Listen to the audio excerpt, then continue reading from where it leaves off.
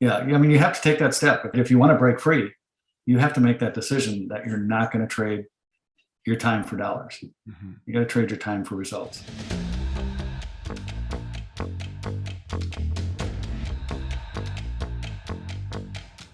Welcome to the Break Free Podcast with your host, David Mansilla. Today we have with us Michael Simacek.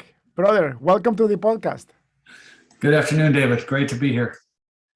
Wonderful, wonderful. Michael, can you tell me where do you live and what do you do for a living? I live in Minneapolis, which a lot of people have heard of after the last couple of years. And what I do is we connect different manufacturers and vendors with key retailers like Target and Best Buy. So we're their local sales force to bring product to the retailer to sell in the stores. So basically, you interact so your company is a bridge between manufacturers and the big retailers? Correct. So we operate we're on a commission basis. We put all of our work in up front for the vendor and try to do our professional best to get the buyers to realize the value and put it in the stores. Wow. And it's 100% commission based. It is. Yeah. I've always worked on commission. The nice thing is there's no ceiling on it. Sometimes there's no floor either. I was going to say. My God, that honestly, that takes a lot of courage, Michael. People that are 100% based on commission, like you said, you have no ceiling. So the opportunities are endless, but also the risk is endless, right? Correct. So let's examine your life back to see where you got this beautiful ability to be so willing to live in the unknown.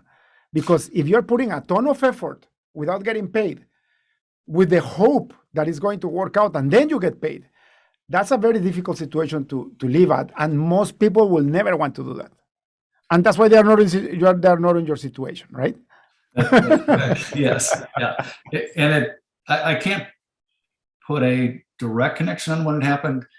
Growing up, I did like a lot of kids do. I mowed grass. I had a lawn service through college. Had 5 people working for me. I worked at a gas station. I actually even made Hostess Twinkies for a while in a factory, and soon realized that I'm trading my time for dollars, and that didn't make a lot of sense. So after I graduated from college, I saw that the people that were happiest in doing what they like and having a great time were the salespeople. So a good friend of mine and of my father was a buyer, and I saw that the people that were selling to him seemed to be doing a little bit better than him, had a little more free time, and also really liked what they're doing. So I said, hey, I want to do that. That was very smart and very courageous too, right? Yes. Yeah. So I started it was my second job out of college. Well, actually my first job was commission as well, but my second job was in the industry that I'm in. And I went to college knowing that I wanted to do what I'm still doing today. Okay. So let's go back a little bit more. What do you go to college for? What do you do? It was business and marketing. Okay, good. So you were aligned already. What made you decide to go into business when you were a kid? I always liked it. I could have a little more freedom. I wasn't doing numbers or CPA or those are all great professions. It wasn't something I wanted to do. Right. That's amazing to have that clarity. I tell you this because I decided to become a computer scientist when I was 16 years old. That's when I learned my first programming language. And I fell in love with the practice, and I'm still in love with it. Like, it's my passion. But that's not the norm. That's the exception, right? Like if you ask people, like my wife, for example, she always told me this. Like, she was always smarter than me, always better than me in everything that had to do with analytics and math and science and physics. But she never knew what she wanted to do. So that I told her, go through computer science while you decide. And then you change career, you change subjects, right? And guess what? She graduated and she still didn't like it. And then she worked 5 years in the profession and she was amazing at it, but she didn't like it until she finally found her passion, right? In real estate. Right. But it took her a while, and then I started researching. It's a lot of people like that they end up in a job that they don't want just because they need to make a living, because they haven't been able to put attention to what they want, or they haven't been getting the opportunity to pursue their happiness, right? Right. Yeah, I always found things and my joke always was, well, I'm glad I don't do this for a living. Whether it was digging a hole in the backyard, or, carrying something really heavy out to the dumpster or something. It's just like, this is not what I want to do. Right. So you said you had a business in college and you had 5 people working for you already, right? I did. Yes. I had a lawn service. So it was an easy entry. I started it as soon as I could push a lawnmower, and it just kind of grew into, it was ironically named Mike's Lawn Service. So it was very original at the time. But I would go around to businesses and knock on their door. And I remember the one time that the business owner came on and goes, so what do I get for whatever I was charging at the time? I said, I'll do it for X amount of dollars. Well, what do I get for that? So I had to think real quick. Well, I'll do the cutting, I'll do the trimming, I'll fertilize it, twice a year to keep the weeds down. And he shook his head. He goes, okay. And I would cut it and just send him a bill, expecting that I would get paid. Right. Not really knowing anything about billing, but at the time I had money literally stashed in my glove box. It's beautiful. At the end of the week. Wow. And then you actually grew it to another 5 guys. Yes. Yeah. So I ended up hiring, my brother worked for me pretty much full time, even though he was fairly young at the time. I worked him hard. And then during the busy season, I had up to 5 people working for me. Wow. But you said I worked him hard, but at the same time, I bet he really enjoyed his salary. He right? Did. Yes.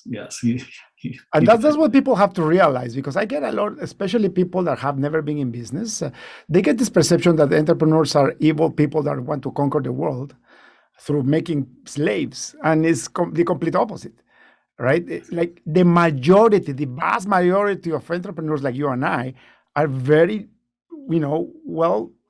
blessed and well-minded people, where we want to bless the world.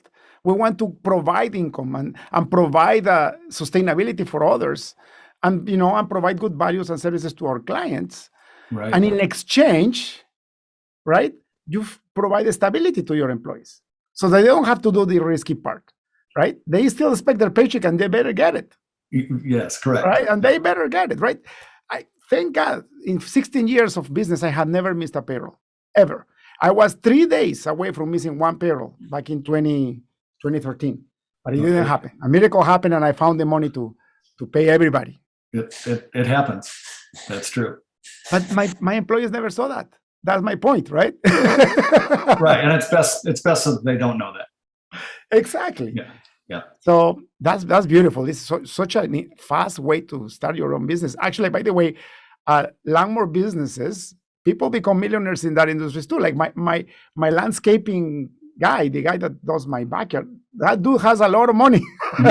Yes. He was able to expand and grow. He has 100 employees or something, right? Right. And I considered that, and I think I did a big paper in college about expanding it, but decided I loved it. Now I happen to live in a place where I don't have to cut my own grass, but at the time I really enjoyed it. It's one of those jobs where when you start, you can see your progress with each line that you cut. And when you're done, you can see your work and the beauty of the cut grass. Yeah, it must be satisfying, right? Like for me, I love it when I see the grass cut after freshly cut. Yes. And then it rains, and the green is so deep, But the point is, Michael, we can all make a living doing what we love, right? As long as we figure out what is it that we like to do, what is it that we love, right? Yep, absolutely. And the key is finding that, your purpose. You may not find your purpose, but your purpose will find you. Yeah, I like to think that is a beautiful sentence. The purpose will find you. You don't find your purpose. Right. What do you mean by that? Where are you gonna look for it? You can't really go out and look for your purpose. But if you're doing something you enjoy and you like, and you're whatever's important to you, if it's giving back, which is to me, And the way I can do that is by earning more. That's kind of my purpose in business. Mm-hmm. To keep that income up, obviously, and employ a few people, treat them well, give them a good living so they can support their families, but I can support causes that are important to me. Mm-hmm. So it goes beyond the business, right? Yes. Yeah. It gives you a little more why. It's interesting because I had never thought about that before. For many years in my business, all I wanted to do is reach that status of of a wealthy person, right? I just wanted to accumulate wealth. And then I almost lost my business twice. And the second time that I almost lost it, I was beginning to transform. And the one thing that I implemented that I realized is giving unconditionally. And it's Right. crazy because like the worst year, that year that I didn't have enough for payroll at the end of the year, is the year that we started giving. So when we had no money, it's when we started giving unconditionally. And I talked to the owner of the charity, and I told her, listen, I don't know how long I can do this, but I promise you, if I have money in the credit card, I'll give it to you at the end of the month. And so just giving without expecting anything in return. Though 12 months later, my business just started to skyrocket, and I gained everything that I lost and more. And I contribute in my mind. I know that it was that giving, like that giving unconditional. By the way, we haven't stopped. Now we actually want to make more money so that we can give more. Right? Exactly. That's a driving force. Right. But it's a changing consciousness, though, isn't it? There's something there that it's hard to really quantify it, because you don't expect something back from the people that you're giving. But it does come back in mysterious ways. Yeah, it's fascinating. Actually, since then, like it took me a while to realize that it was my unconditional giving that was making me more prosperous. It took me like 4 or 5 years to figure that out.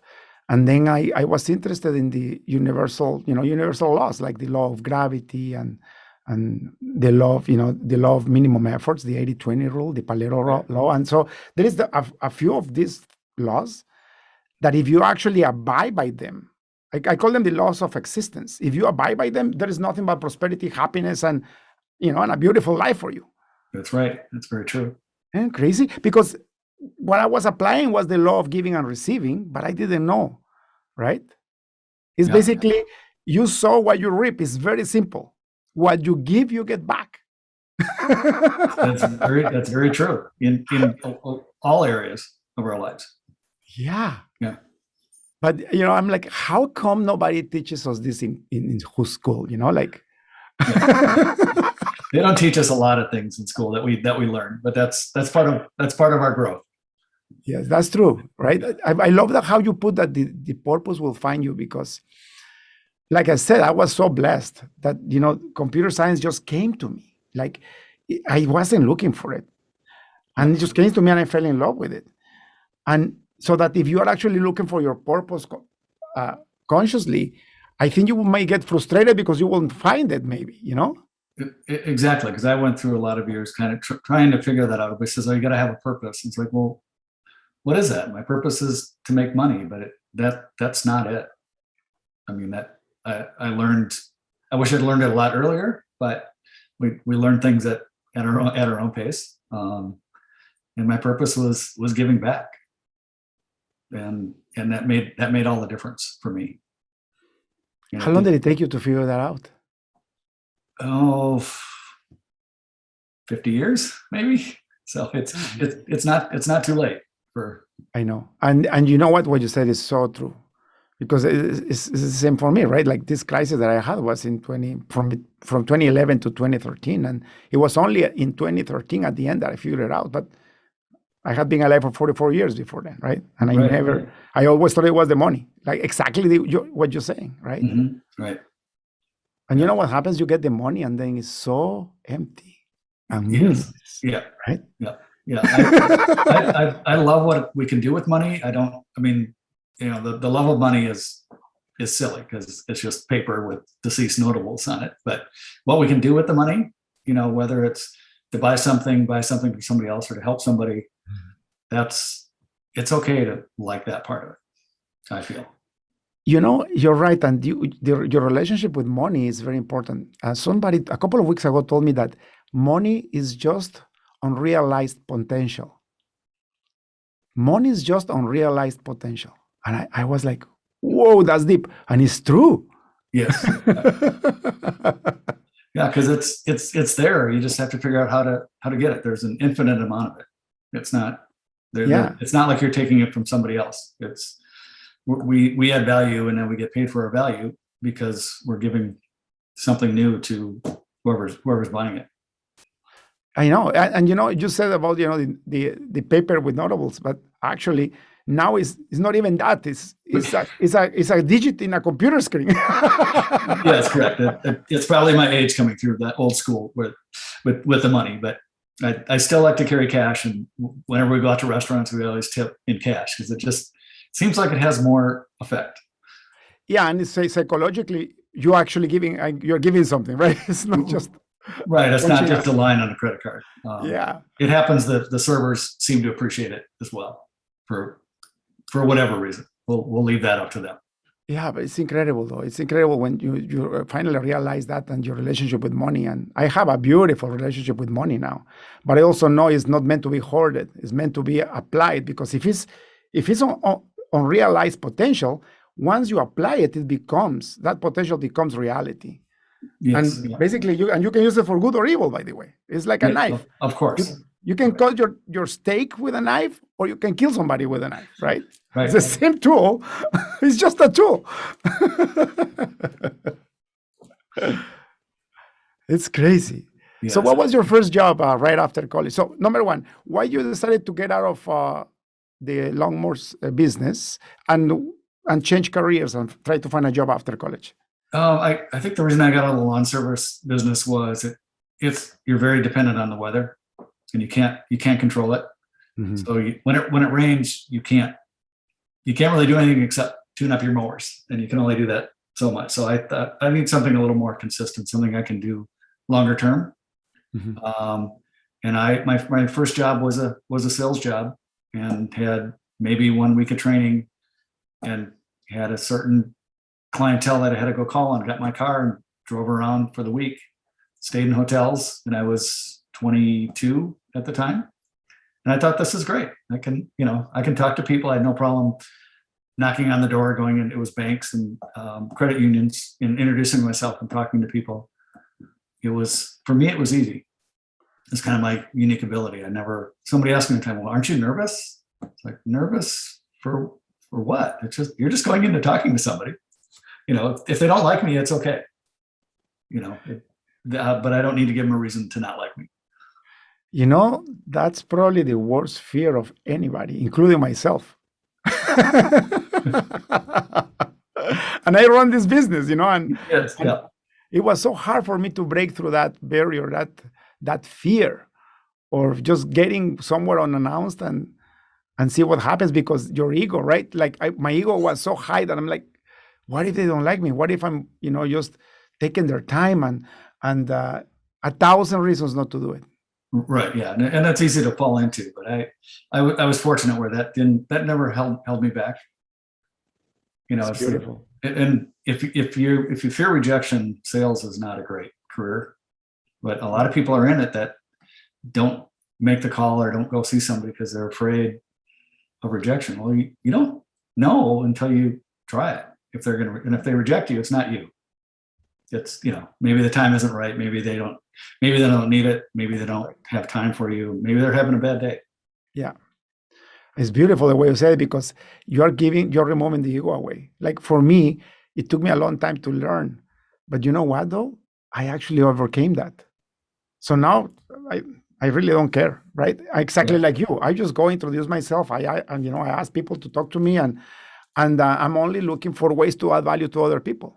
So because I am coming from a place of giving, I don't make it about me anymore. I make it about them and how I can help, and that takes away all my fears.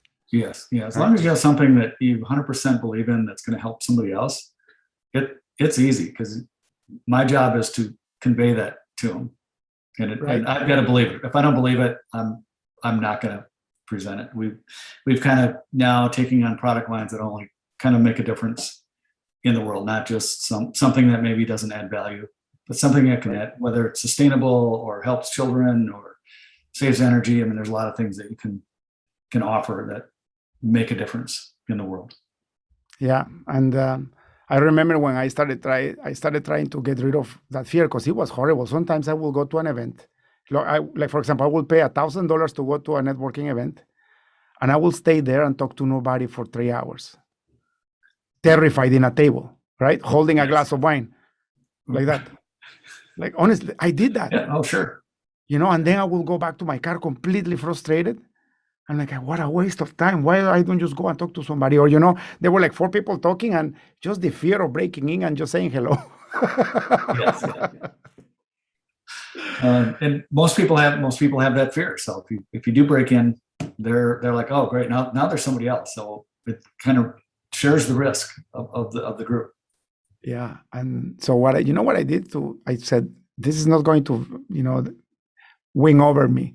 So I hired my first salesperson, and he tended to be a little bit more outgoing than I was. The thing is that I was a computer engineer and a computer architect for like 20 years. Sure. With only talking about software. I was a great business speaker that could translate business into software. That was my success. It's still my success, right? I could make that bridge between science and business, computer science and business. But it was already preset. I already had the people. I knew the people. I made my name on all the corporations I worked for.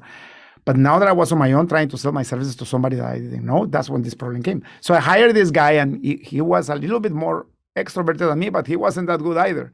So you know what we will do? We will make competitions to see how many business cards we could give in these networking events. We made it a game. And that started helping because now it's a game. I gotta win the other dude, right? No, certainly. Yes, yeah. If you can gamify just about anything, it does help. So, incredible, but yeah. It's a blessing that you have, Michael, for sure. It's a blessing, right? Yeah, and I never really realized it until much later when one time I was with a sales manager, and he literally was hyperventilating and had to lay down on the floor in the lobby of the office. And I looked at him and said, what's wrong? He goes, well, I'm so nervous. And I said, about what? Well, to see this fire. And I that was probably the point where I realized, well, I've never been real nervous to go talk to somebody. Mm-hmm. If I was prepared. If I wasn't prepared, then maybe I'd be a little more concerned. But I try to always be prepared for the sales call. Wow, incredible, eh? Yeah. So you had that sales job. You just threw yourself out there. What made you change jobs? I got the offer from. It was a friend of my father's who I knew. I actually cut his grass when I was in high school and college, and he had we're called manufacturers representatives. So he had a big firm, and he asked me if I want to come join the company, and literally it was a 27-second decision. Yes. So I did. I moved back to Minneapolis and started it with a phone book and business cards. Wow. So he said, well, here's what we're selling. Here's a phone book. Here's some types of customers that you need to call on. And from there, kind of developed my own clientele, my own customers. Ultimately became a partner in the business, and it worked out. It worked out well. That's another important factor if you want to become an entrepreneur. This podcast is called Break Free because I came to realize that you can actually break free out of your limitations. They're all in your head, right? What you're doing is the seed of success, like what you did by just not being afraid and just picking up that phone book and just start phoning people, and you realize that it was a numbers game, and eventually will get your true beautiful clients, and you did, right? And you grew. That's right. And yeah. I did the same thing too, right? Like I told you, right, how afraid I was, but I didn't allow myself to fail. I would fail forward until I figured it out, right? Exactly. Yep. And with every no, I always think, okay, we're even now we'll get a no for a product line. It's like, all right, we're one step closer to a yes. Mm-hmm. And after a while, you can kind of almost quantify it. It's it's maybe 20% say yes if we're successful. So if we've already got 8 no's, the chance of the next person saying yes is really good. And the more you do, the closer you get to the yes. Correct. Yeah. So it's like, okay, it's one more no. That was easy. They're done. Who's next? Another epiphany that we had after I had a formal sales team is that we started tracking our contacts with people through the CRM software.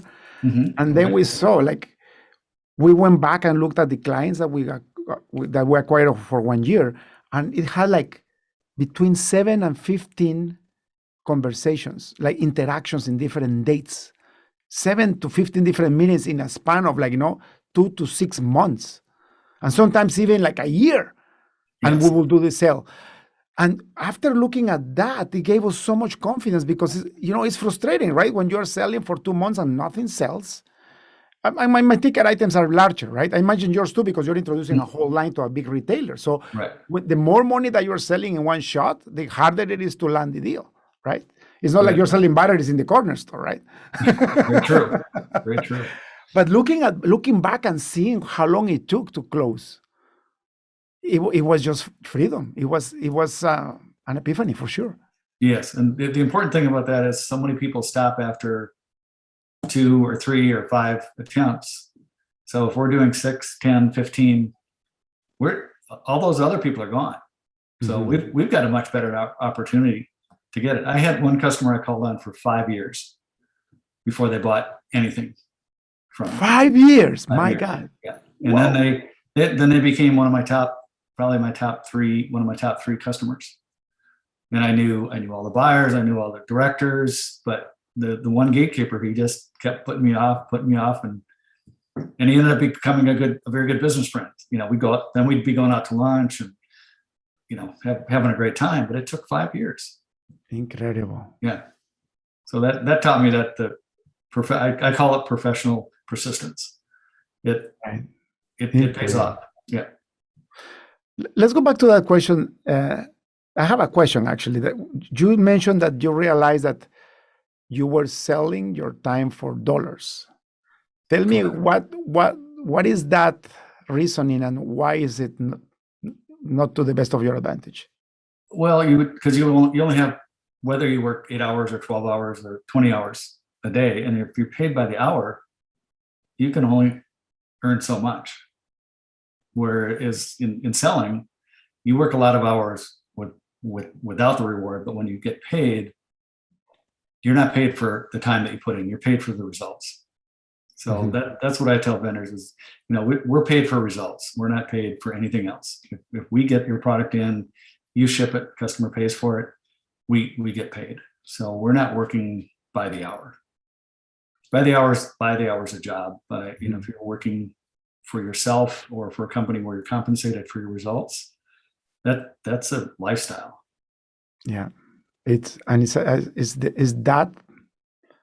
funny, because that's what people fear the most, right? Yes. That getting paid by results, not by the hour, people fear the most, so that they rather have a fixed income with a certain period of time than really looking for freedom and exactly what you said. Like, I tell my staff, do you guys know that if I want it, I can take off for 3 months and come back, and I know everything will be okay? Yes. And but I earned that freedom, right? Yes, you did. Right. 100%. You know how? By staying 3 hours paralyzed in a in a networking event, and by overcoming that and figuring it out, right? Correct. Yes. Yeah. And it's beautiful. Yeah. I mean, you have to take that step if you want to coin the podcast. If you want to break free, you have to make that decision that you're not going to trade your time for dollars. You got to trade your time for results. Is my feeling, and I see at times the people that are successful, that's what they're doing.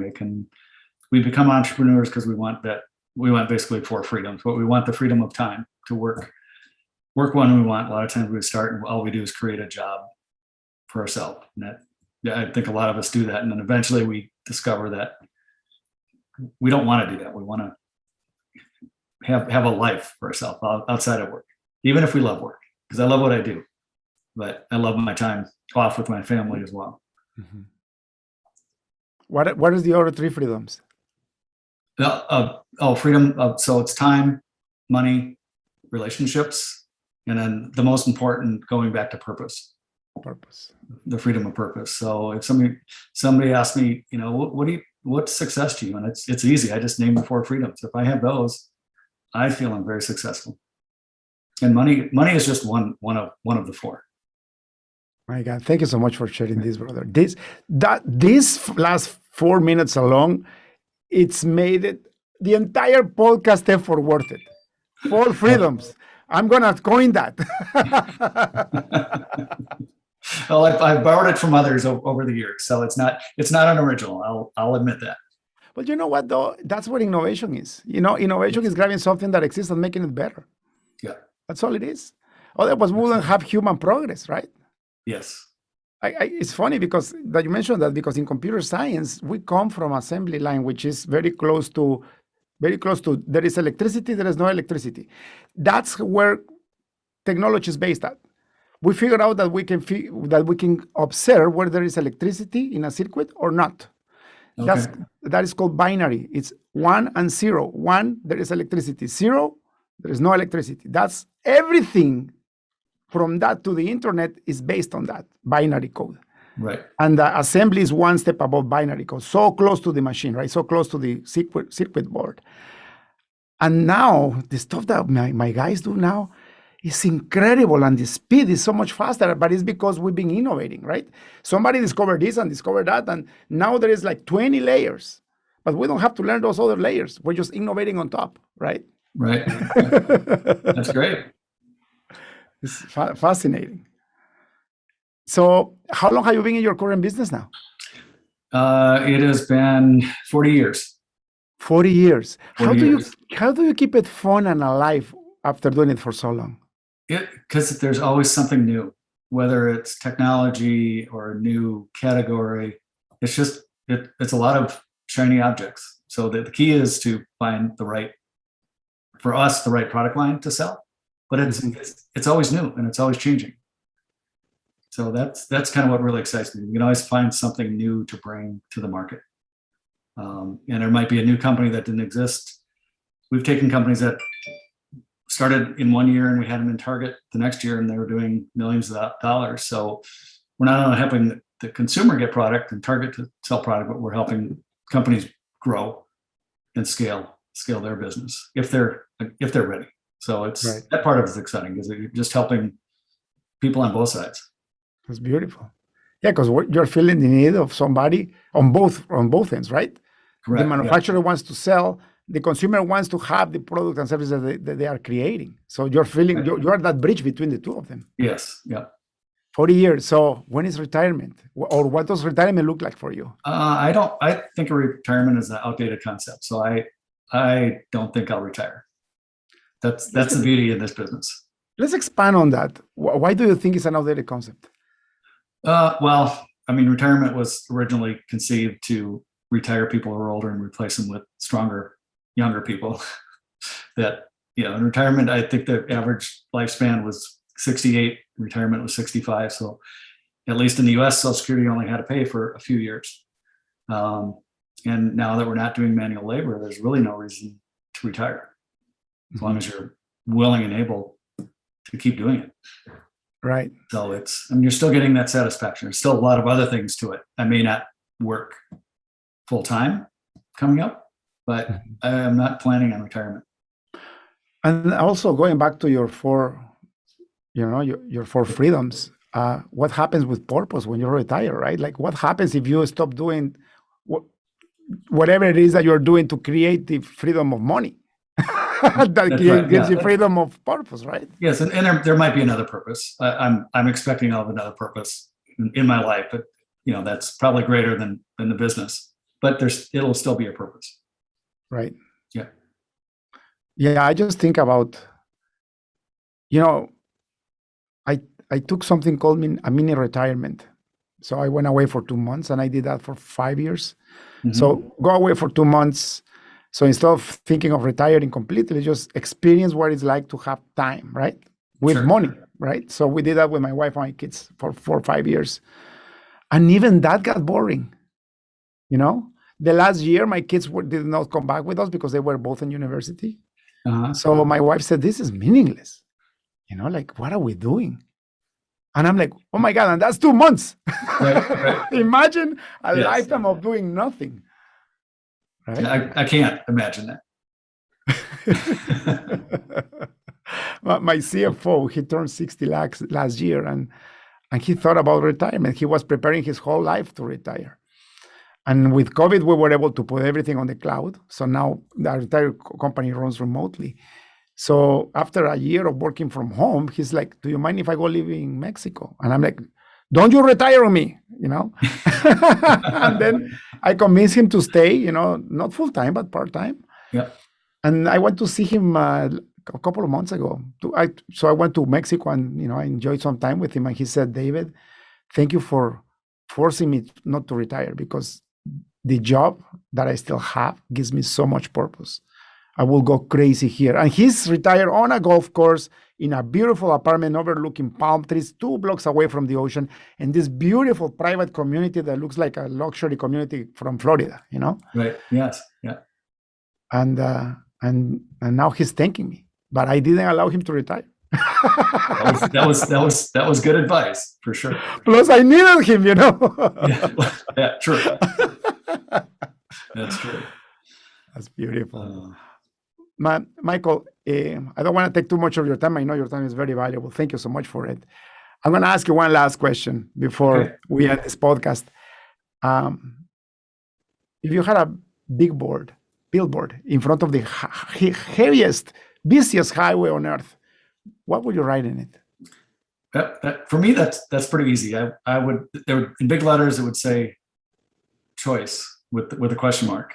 And underneath it would say, the things you do today do matter, and they will in 99 years.